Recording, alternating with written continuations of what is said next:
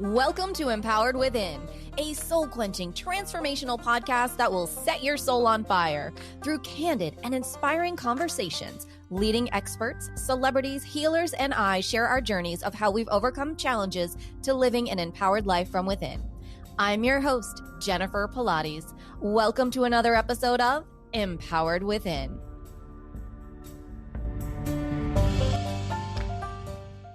Hi there, and welcome to today's bonus episode. I recently had the honor of being interviewed on the podcast, Phoenix and Flame. Host Dana and I went deep into our life experiences of how we rose from the Phoenix Flames. I hope you enjoy this interview as much as Dana and I enjoyed sharing our stories and experiences. Sit back, relax, and enjoy today's episode. Welcome to Phoenix and Flame. Pushing through and transforming even when you feel like a pile of ash. This podcast is not intended for use as psychotherapy. If you feel you are in crisis, please call 911 or contact your local crisis hotline. Welcome to Phoenix and Flame. I'm Dana, and this is my podcast on pushing through and transforming even when you feel like a pile of ash. Well, I want to say this morning, or actually it's not morning anymore, it's afternoon now. I just love being a podcaster. I have fallen in love with this. You get to talk to so many wonderful people. And I've been interviewing some super great guests, and I have a guest with us today. Her name is Jennifer Pilates, and you are just going to fall in love with her. Let me introduce a little bit about Jennifer's background. Now, she is host of the top-rated podcast, Empowered Within. Now, she's been transforming clients' body, mind, and spirits worldwide for over 20 years as a celebrity trainer and advisor, empowerment coach, mentor, and podcast host. Jennifer is a detail-loving, stubborn-as-heck achiever, unshakable optimistic, philanthropic, self-care activist, fur baby mama, and ocean-loving intuitive empath. That's awesome. She has a continued passion for the body, mind, and spirit connection. Now, I'm going to take just a brief minute and say, for those of you who have listened to several of my episodes, that I'm a huge fan of looking at the whole entire body, that we're not just a body, we're not just a mind, we're not just emotions, we're not just the spirit, we're all together. So that's just amazing. I can't wait to hear about this. Jennifer is also a third-generation Pilates instructor, and she had the honor of training directly under second-generation Pilates instructors and founders of the internationally renowned the Pilates Center of Boulder, Colorado. Now, she has Pilates wellness studios throughout the United States, in Massachusetts, Cape Cod, and Boston, Colorado, and Arizona. Now, she works within the Pilates method, but also she does Reiki, reflexology, Chinese acupressure, and energy healing. Now, I'm going to end my description of Jennifer with her quote that I absolutely love. She says, quote, "My goal is to help clients discover their own truths, gain self-empowerment, and in turn, transform their lives, body, mind, and spirit." Now, if that's not someone who's made for Phoenix and Flame podcast, I don't know who is. Jennifer, welcome to Phoenix and Flame. Oh, thank you so much, Dana. It is such an honor to be here. You are doing an incredible job with your podcast, sharing the light and bringing everyone out of their ashes. Job well done. Thank you. Thank you. I've been talking to several people lately and knowing that myself and other people that I've talked with, that we come to the place where we are through some interesting twists and turns in our life. And I was just hoping that you could share a little bit of your twists and turns in your life with my audience that kind of brought you to where you are right now. Yeah, I would love to. Thank you. It is. Life is such an incredible journey. We're really here on this earth school to learn so much. And I think we forget about that when we get caught up in the programming of what you should be doing versus just going with the flow. And so for me, I would say there's a lot that transpired in my childhood that helped or guided me to have these amazing gifts as being an intuitive empath. And that doesn't always come through fun experiences. So there's definitely some trauma there in childhood that usually results in a child becoming an empath. And through that, when you're a child, you don't really know. You just know that stuff, but you don't really know. So people don't pay you much attention. People don't pay much mind to you. I was really the child who everyone would say, oh, does she have an eating disorder? Is there something wrong? My stomach was always in knots, notoriously. I never wanted to go out with certain people in our family. I never really wanted to go out to dinners. I didn't. And in looking back now, I'm like, wow, what an incredibly smart child, because you knew X, Y, and Z wasn't going to be a great environment to be in. You knew certain people didn't have the best of intentions or the best of energy, shall we say. So it's really interesting. And so as my life unfolded and things fast forward, it was in 1997 when I was in a traumatic car accident out in Boulder, Colorado. And it was one of those situations where they say, geez, you never saw it coming. I saw it coming. Like, I looked in the rearview mirror, I knew what was about to happen, and there was no getting out of it. There was 6 lanes of traffic. I was there. And so I ping-ponged in between, back and forth with the cars and such. Had a lot of soft tissue damage from the base of my skull down into my spine, neurological issues going on. There was so much more going on than I acknowledged or realized, or even shared with friends at that point in time. Like, sometimes you ever get to that point where there's so much going on, you don't even know how to express it. And that was really happening to me during that time. And I was climbing the corporate ladder, and I was going to be a gazillionaire. I was going to have my house at this age, the 401k, the health insurance. Meanwhile, all my friends in their 20s were having a heyday of a time. I was like on this path. And the amazing blessing out of this car accident was that it completely showed me a different path. Through some hard lessons, right? Growth is generally not a really great thing. Who really enjoys it? I'd like to believe that I do after the fact, yes. But during it, you're like, really? I was in and out of doctor's offices for 8 hours. It was months. My rehab was 2 years. I just didn't understand brain injury, but started to. I was specializing in Alzheimer's disease. So I got it, but I didn't take it serious. I wish I would have taken it a little bit more serious at the time. And so through this time is when I was introduced to Pilates. And I was in so much pain, and someone said, you should try this. I met an incredible instructor who her specialty was Pilates rehabilitative care. And I worked with her and her team of instructors for about 2 years. And at that point in time, my life on the back end was really changing drastically. My company that I was working for was going public. They were having money issues.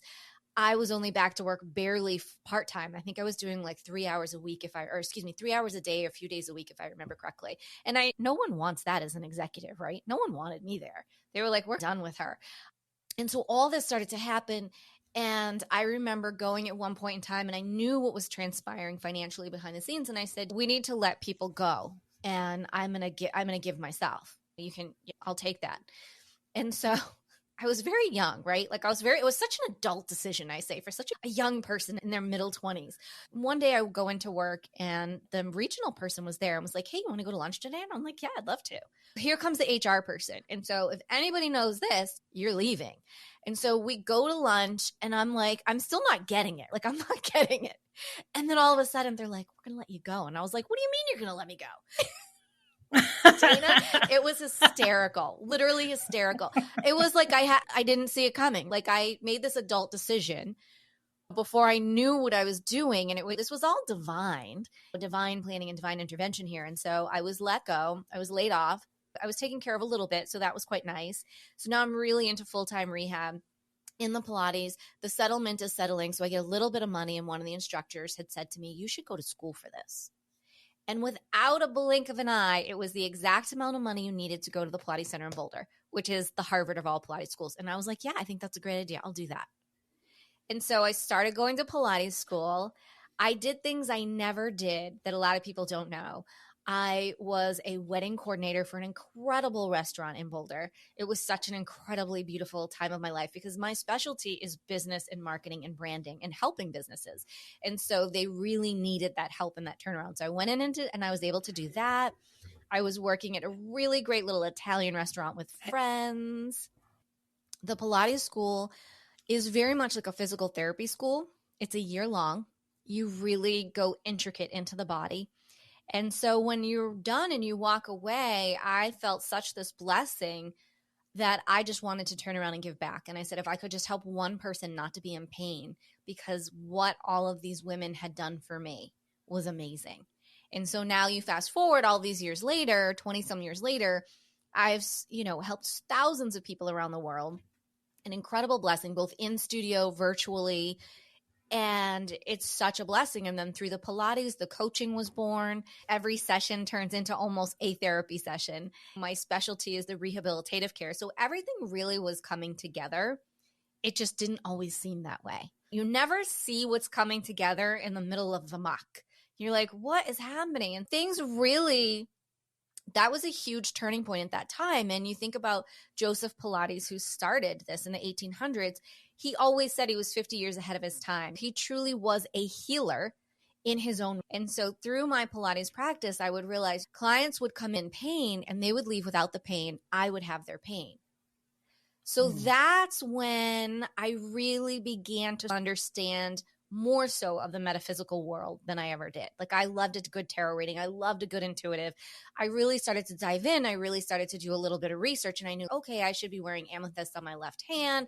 That will help me not take on people's energies. However, it wasn't until many years later that I actually found out what an empath was, and that I was an empath, and these incredible gifts and skills that I had, which, let's be clear, Dana, if I had known this 15 freaking years ago, I could have saved myself so many different journeys and paths. Or I would have at least shortened them a little. Right? Because again, I always knew stuff. Like, I've always, and so it definitely helps when you're working with clients, because one, you can bullshit yourself, but you can't bullshit me.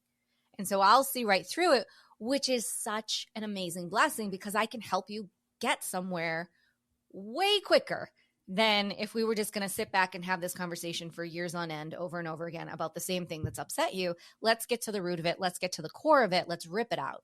Let's be done with it. Let's empower you. Let's bring back that self-confidence and that empowerment, because you are the ripple effect to the rest of your world, both personally and professionally. So people always say, are you a business coach? Or a life coach? And I'm like, it's everything. It really always has been that way. And because you're transforming a business just as equally as you're transforming an individual. And so all of that was very much married together when I'm working with clients. And so it's a really interesting set of tools to have, I'll say.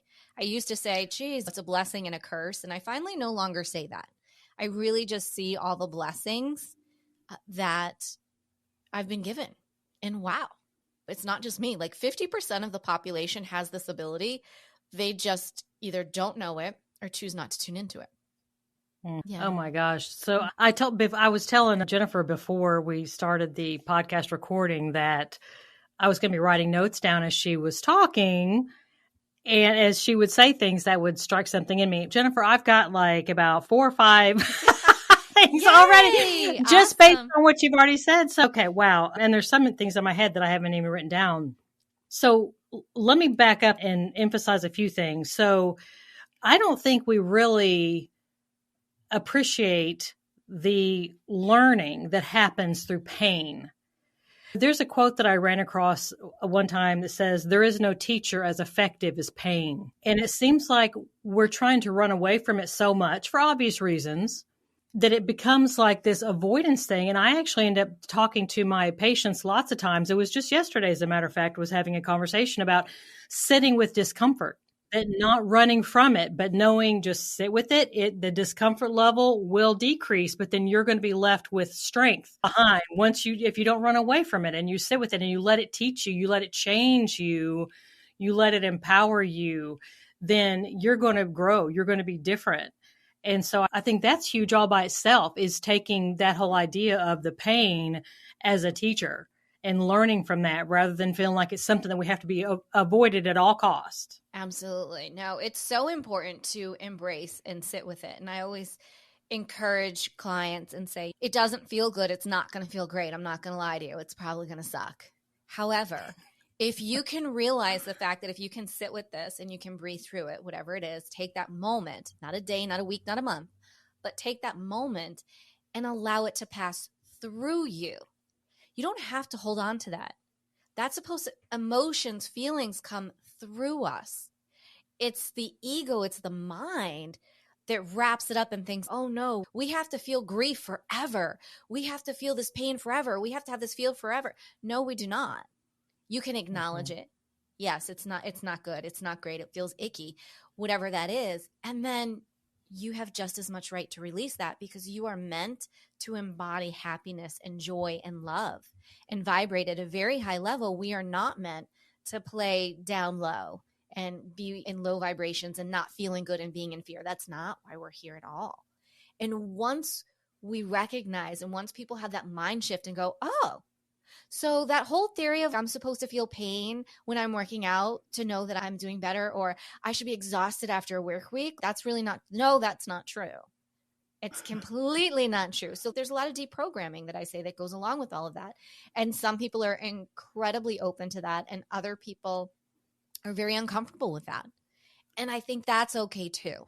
I like your attitude about it's okay. Okay. Stop the judgment that it's just okay. And you used a word earlier that I really like. It's the acknowledgement, because I run into people that they're just like, they've got blinders on, they got their fingers on their ears. They don't want to acknowledge what they're going through. They don't want to acknowledge what's trying to pass through. You can't do anything about something that you won't even acknowledge is there. So that has to be one of those first steps, is that acknowledgement. And then you can do all kinds of stuff. Absolutely. And you can release it, because again, and what you're expressing is that when we have all life happening and people say to us, we have to first switch the mindset to life happening for us.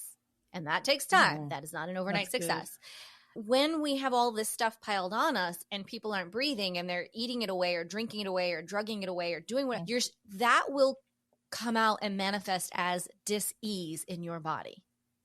That will be a rash. That will be the flu. That will be cancer. That will be depression. That will be again, it's always going back to that root cause, the why. And I just had this discussion yesterday with a family member, and I said, okay, like I see what's going on, but I want to know the why and I want to know the where. And so you're going to love this, Dana. So when we were looking at this, it was a lot of skin stuff going on. And so I said, okay, if we look at the root cause emotionally to every area of the body that this is affecting, this all has to do with fear of moving forward, fear of not feeling safe, fear of not having sense of security. And I was like, so fear is we have to address fear. False evidence appearing real. And the other thing that I learned this year that I love, a friend of mine said this to me as I was very anxiously getting on a plane for the first time in 5 years and all this stuff. And I was very anxious. I am human. I know anxiety and stress very well. I'd like to say we're friends. And the person looked at me and said, all fear is excitement without breath. And I was like, wow. How amazing is that statement? Because it's really true. If you think about it, behind everything that you fear, there's a bit of excitement. Oh my gosh, I fear that Ferris wheel because it's going to go high and I'm afraid of heights, but I'm so excited I want to go on it. But there's this fear that's overtaking it. And so once again, it's that mindset shift. And when you are willing to connect the body, mind, and spirit, miracles happen, life changes, and you realize and you experience the joy and love like you've never had in life. That just description that you gave about the breathing, that just to kind of exhale, let that out. What I'm thinking about when you're saying that is I deal with a lot of people who have trauma stuck in their body. And one of the ways that we go and deal with that, and there's a lot of different protocols for that. I'm not going to go into all of that, but it's teaching them to go back, but with breathing, because when we get stuck in fight or flight and when we get triggered, that's what happens. Our mind flips us into fight or flight.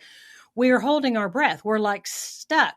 But if you can continue to breathe, like that woman on the plane said, just breathe, then you can keep your heart rate modulated and you can stay present with what's going on. You don't get flipped into fight or flight. You're not freaked out. You can continue to think, you can continue to feel and process what's going on. And that's a big deal. And there's a ton of people, right? Especially after the last few years, they don't want to feel anything.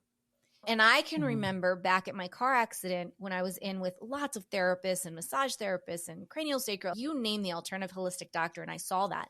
And I remember quite vividly this one saying to me, "You don't live in your body." And I did not understand at that time, Dana, what that meant. And it took years and years. And every time when it pops back up every once in a while, which is like every so many years, it has a new meaning to me.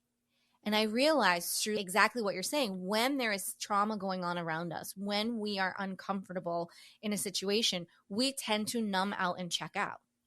So I've always been much more comfortable outside of my body. I had to learn how to be comfortable in my body. Again, marrying my body, mind, and spirit. And once I did that, now you're healing your inner child. Now you're healing that trauma. Now you're like, oh, this feels great. I don't have to. No, you're not meant to feel pain. You're not meant to stay in grief. You're not meant to have to fight for everything in this life. You're not meant to. Life is meant to be flowed through. In many years, I was always swimming upriver. Always. Boy, I'll tell you what, it gets a lot better when you learn how to just go with that flow.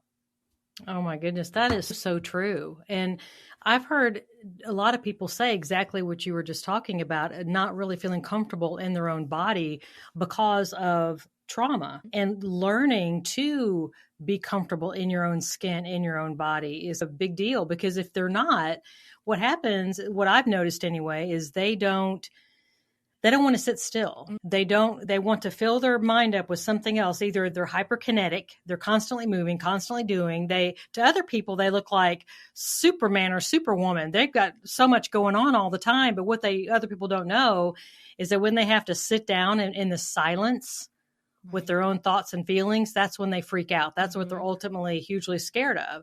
And like you mentioned earlier, sometimes people will actively seek out, whether it's mind numbing through buying things, going online, buying things, through sex, using sex to numb out of a feeling, getting involved with those physical sensations rather than your own body and what's going on in your own body. And of course, the drugs, alcohol, any kind of other drugs and that kind of stuff is a way of avoidance.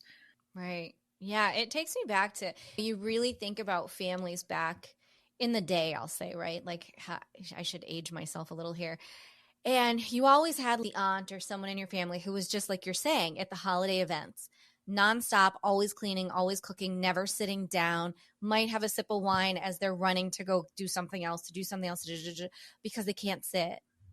They might be avoiding the situation. They're avoiding their emotions. They don't want to answer questions. And when you really can watch and be the observer to those around you, you can really begin to have a different mindset and more of a compassion sense for people than, oh, she's always just acting so busy and she never has time for me, or he never has time for me, or let's go a little deeper and really look at that. Because there's always something. And that's during a generational time where no one spoke. Everything's under the carpet. And then all of a sudden the whole house is burning down. Yes. And so we've been through that. And I think that, again, after these last few years, I feel the blessing that's come out of this is let's talk. Let's be open.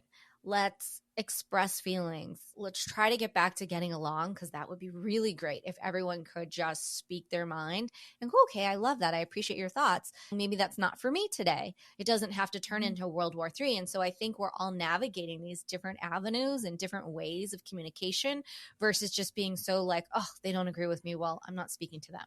Or because, again, that's another trauma. There are so many trauma responses that people don't understand about. Besides the traditional of what we've been brought up to believe, there's so much more. And so when we can just release and be okay and know that you're supposed to be okay, you're supposed to be happy. And if you're not happy, then how do we change that? Is that your job? Is that where you're living? Is that what you're eating? Is that just how you feel about yourself? And so those are the moments that I really just ask clients to have grace with themselves. Because you're going through a transformational time, and that is not an overnight success. And I have not had one like that. If you do, that's amazing. And I'm continuing. I think we're always on this journey. We're always evolving. We're always transforming. And whom you are today is not whom you're going to be tomorrow.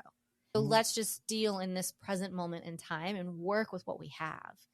and have compassion and grace for ourselves. That's huge. Having patience and grace for yourself, and also the mindfulness, being in the moment.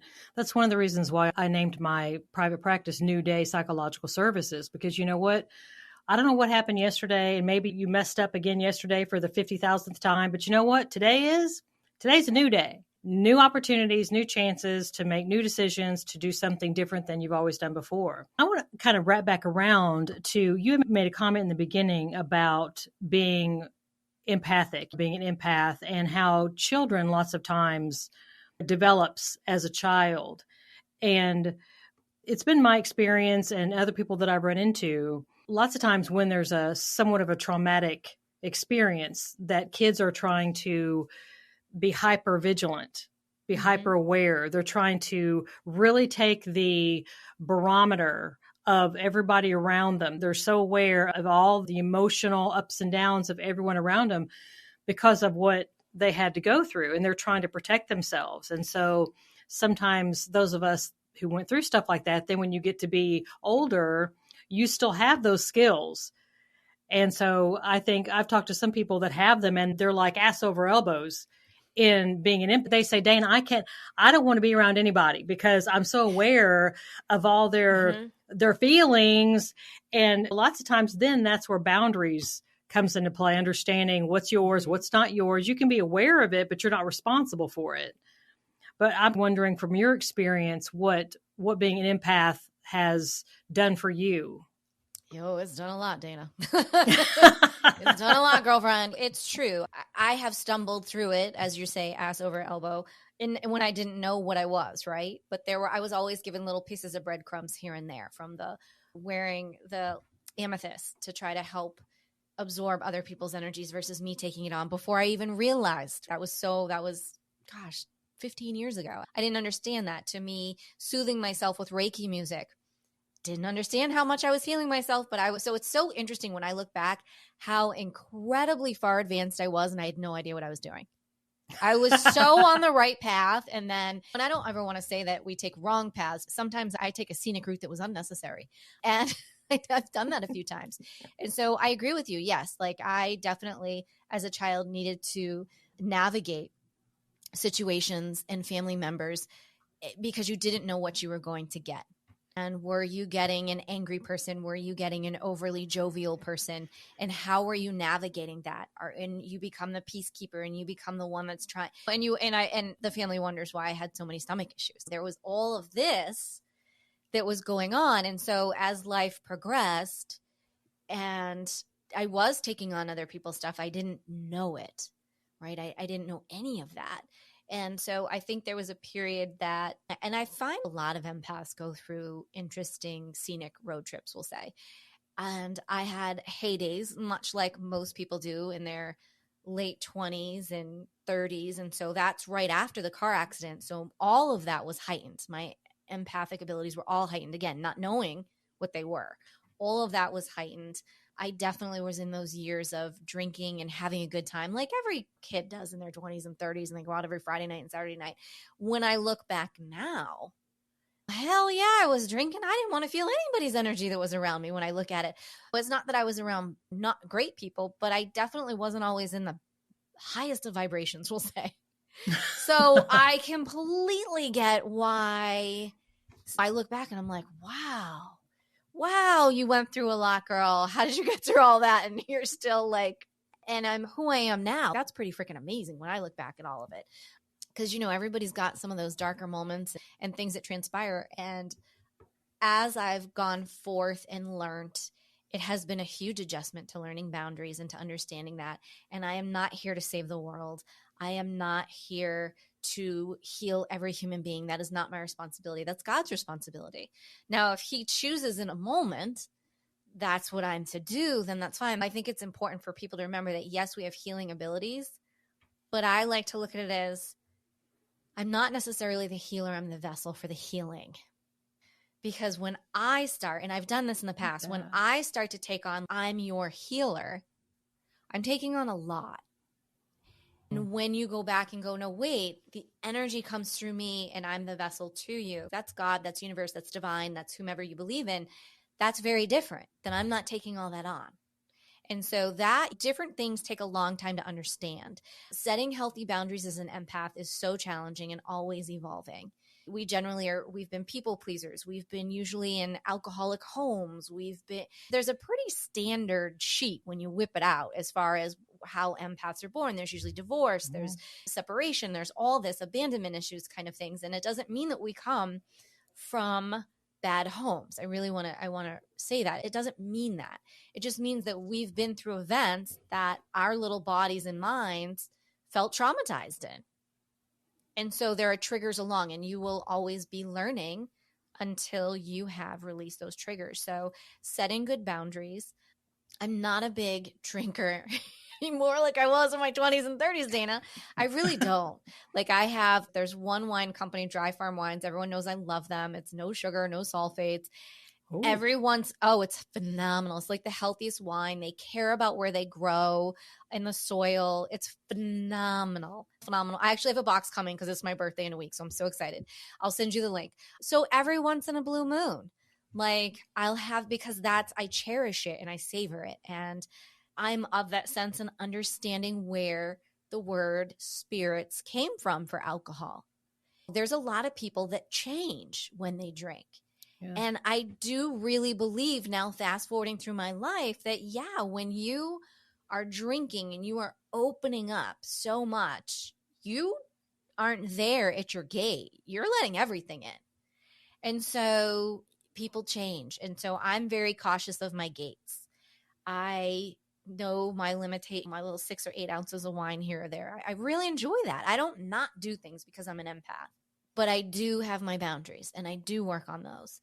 I do self-healings. I do watch myself and I catch myself. Like this morning, I was out. Every morning I go out for a walk to clear because I work from home. So for me, going out on a walk in nature is very clearing. It's very healing.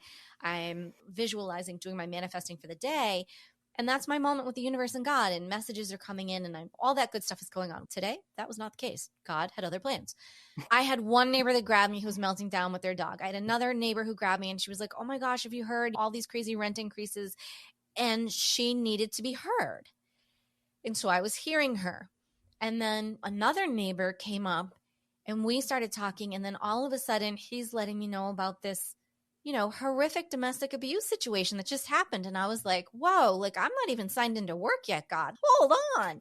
And so all this, and again, there's this piece in you that wants to save everyone and help everyone. But then you take a step back and you go, no, I helped by giving the information that I could. I helped by listening. I helped by just being there and holding space for that person when they really needed it. And then I move forward. And so before this, I did a meditation. I was literally exhausted after all 3 of those people.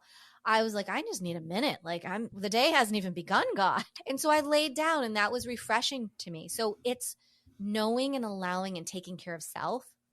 I knew laying down for 10 minutes with my Reiki music and realigning myself, I'm clearing everything out and I'm back to me again. And so my sacred space is my sacred space. Do I like going around large groups of people? No. But the truth is I never have. It's not fearing all the energy like I used to. Absolutely. I've been there. I don't have those issues anymore when I go into grocery stores and things like that. And I used to, yes, but I do not anymore.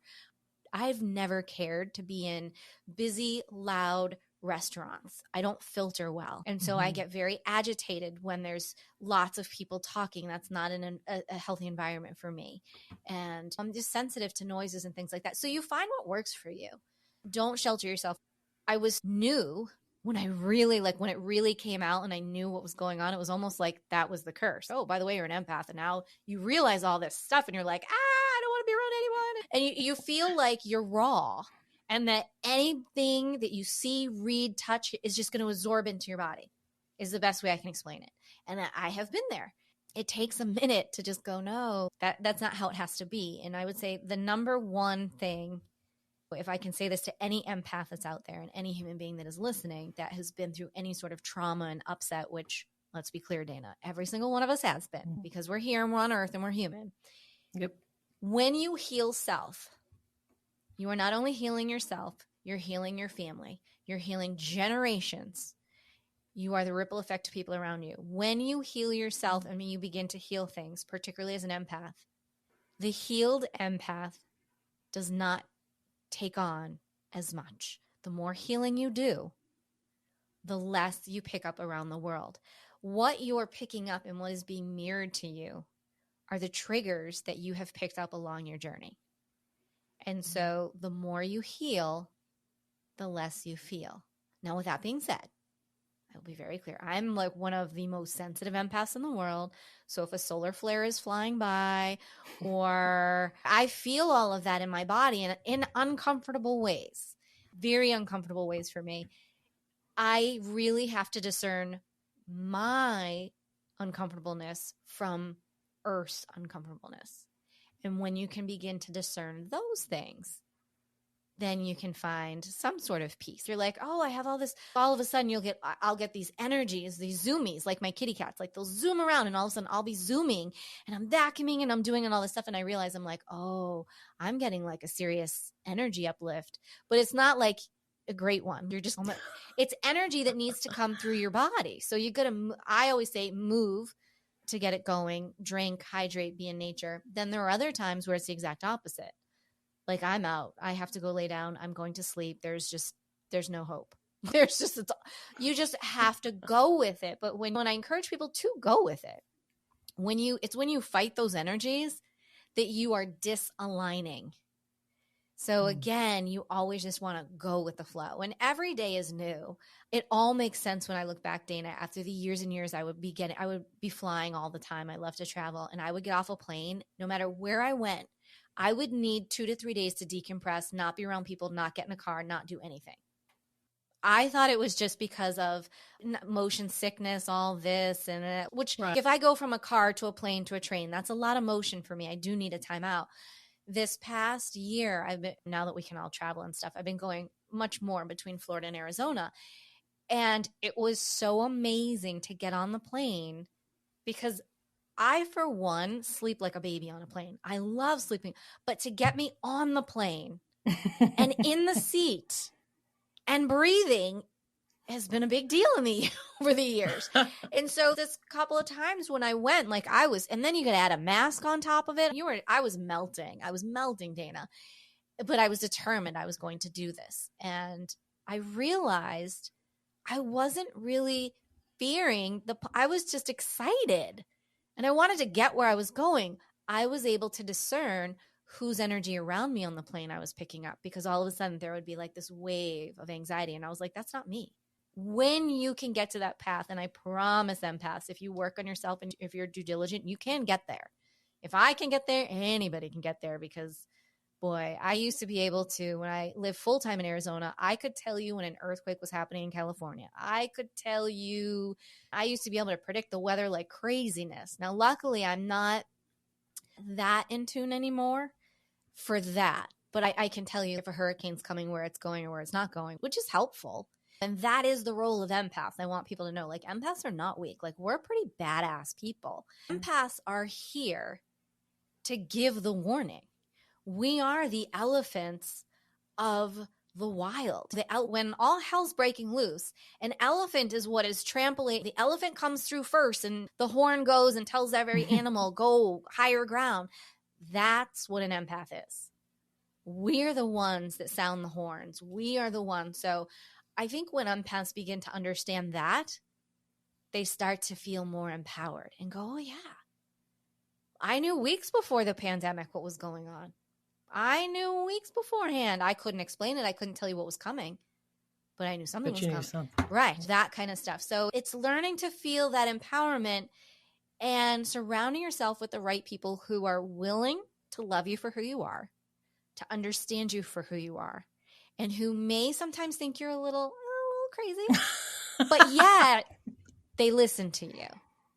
Those are the people that you want around you. I think it's wonderful that you've gone through so much and are acknowledging so much of your own experiences, and you're essentially paying it forward. You're saying, I'm going to help someone else with what I've experienced, and hopefully they won't have to go through as much as I've gone through. They can learn from what I've gone through as well. And I was wondering, I was reading down some of these questions that you said that you're ready and able to answer. it says, how does Pilates help decrease fear, anxiety, and emotional stress? Now, being a psychotherapist, that just really jumped out at me as being very interesting and really going right along with what you've been talking about already. So how does Pilates, because I think your average person is going to think about Pilates like those classes in the gyms. So how does Pilates decrease fear, anxiety, and emotional stress? It's incredible how Pilates truly works with the body, mind, and spirit. And so that's what it's all about. It's about connecting your body, the movement, with the breath work and settling down into self, into spirit, and being okay in your body. And so as an example, going back to my car accident, when I was going through my rehab for Pilates, I can remember one of the first sessions I went in, and I was on something called the Reformer. It was a piece of equipment, which is a great place to start if you have an injury, depending on what your injuries were. So that was best for me. And we were going to do a very simple movement called footworks, literally very simple. You're just pressing out and in. It shouldn't be a big deal.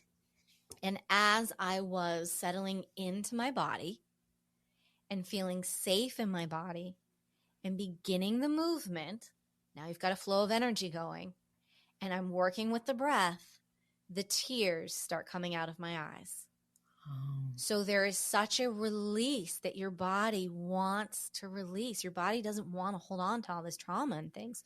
So when you're really in that moment, and in Pilates, you're very present, that's when everything connects. And when you are using that breath work, your heart rate is coming down, you're settling into your body, and it's a beautiful thing. And when you are moving through these movements, now you're moving the energy through your body, you're moving trauma, you're moving whatever those feelings are, good, bad, ugly, and indecisive. That's what's happening. Now, the way that I've just described that, it may sound pretty slow. Pilates doesn't have to be. For me, when I'm working with clients, I customize every program for that person and what their needs are based on where they're at in life and what are our goals. And everyone's goals are very different. And we do a lot of just mat work where it's your body and the mat, because truly all you need is your own body's weight. And that is the essence of Pilates. And we always work from the core outward. So even if you come with an ailment and say your knee hurts and you're like, oh, my knee. And I'm like, okay. And I'm looking at your gait and I'm watching everything. And then I'm still going to work with the traditional Pilates platform, which is working from your core outward. When we do that, we are realigning the other ailments that are transpiring in your body that you're not aware of because they're overcompensating for that knee. Right? So that's why 9 times out of 10, when you just address, so this goes back to something from the beginning of the podcast, when you just address where the pain is, that's all well and good, but that doesn't mean that's where the pain originated from. So we have to get to the core of the situation. And so Pilates always starts at the core, and we work outward, and we work on strengthening and lengthening the body versus constricting and bulking the body. We work on the innermost muscles. So your outermost muscles are automatically getting worked. I like to call it a 2 for the price of 1. Because let's be clear, at the end of the day, who wants to work out? I know some people that love it. You're either loving it or you're like, I could take it or leave it. And so for Pilates, I just love it because it doesn't feel like a workout, but afterwards I feel so good. I'm in my body. I'm present. I feel taller. My posture looks great. And there's an incredible guarantee that Joseph started, again, back in the 1800s, which is after 10 sessions, you will feel a difference in your body. After 20 sessions, you will begin to notice a difference. And after 30 sessions, you will have a new body. And so what that means, and not only are you going to have a new body, you have a new body, mind, and spirit at that point in time after 30 sessions. That generally is 2 to 3 times a week. That's where you want to be. Twice is great. 3 times is you're the bomb.com. And that's losing inches. It may be losing pounds. It's really decreasing dis-ease and pain and trauma in the body. And so I would tell any empath that's out there, Pilates is incredible for you because it really helps bring you to a place that you didn't even know you could get to. And sometimes people don't know where to start, where they want to move forward and they want to do something. So I say, try this. Marries everything together and takes you there in a safe place where you feel confident and empowered within yourself.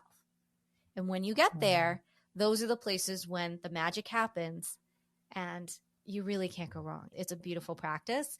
It's a wonderful complement to running, to cycling, to tennis, to golf, equestrian, swimming. Since I've been doing part-time in Florida and part-time in Arizona, I have been really adoring being in the pool here in Florida all the time. So I've started my pool Pilates practice. So I've taken it not only from the equipment, from the mat, but now in the pool. And I got to tell you, like 9 times out of 10, especially in the summertime, that's where I'm doing my Pilates, is in the pool.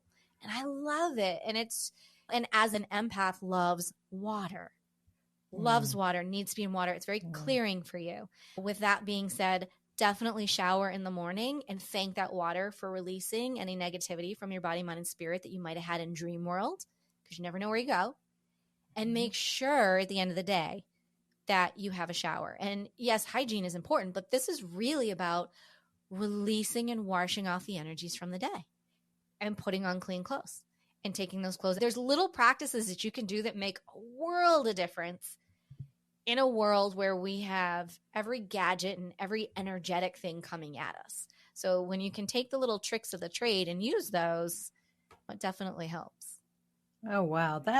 Gosh, you have given so much information that has been so helpful. I've just been sitting here just mesmerized by everything you've been saying. And it's all actionable. It's all very useful, because I'm one of those people that I'm like, yeah, but what's the point? You have been given point after point after point of very useful, practical things that people can do, and also explaining the why of it.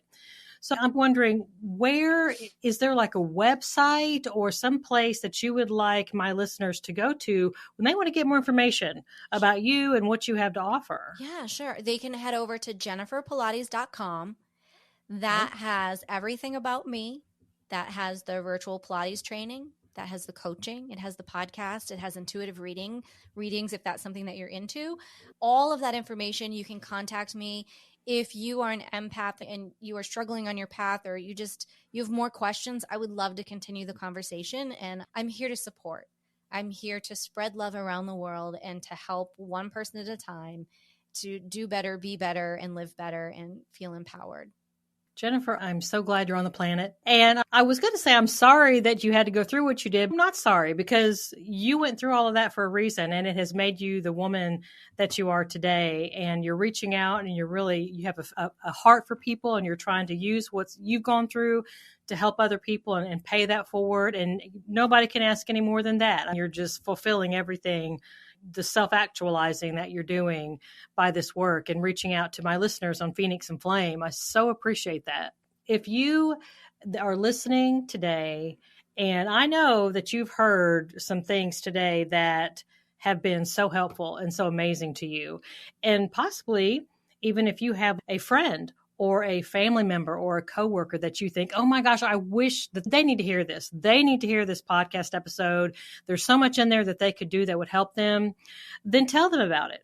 Send them a text. Copy the link, send them a text, send it an email, put this on your social media platforms, whichever ones are your most favorite. Share it out there. Let's grow our Phoenix and Flame community so we can reach out to one another and just help support one another with no judgment, and just having a bunch of wonderful ideas of how we can just live better in this life. And we can pull ourselves out of the ash, that we can rise out of the ash and just really become the people that we were meant to be. So Jennifer, thank you so much for your time and your energy and your effort to come and be with us today. Those of you out there in Phoenix and Flame community, I hope you've had a wonderful day and enjoyed this podcast. And this is Dana on Phoenix and Flame.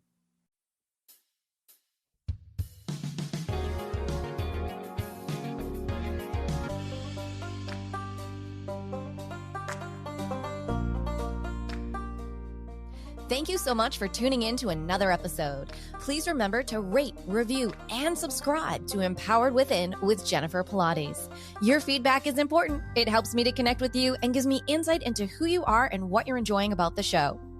For today's show notes and discount codes from today's sponsors, head over to jenniferpilates.com.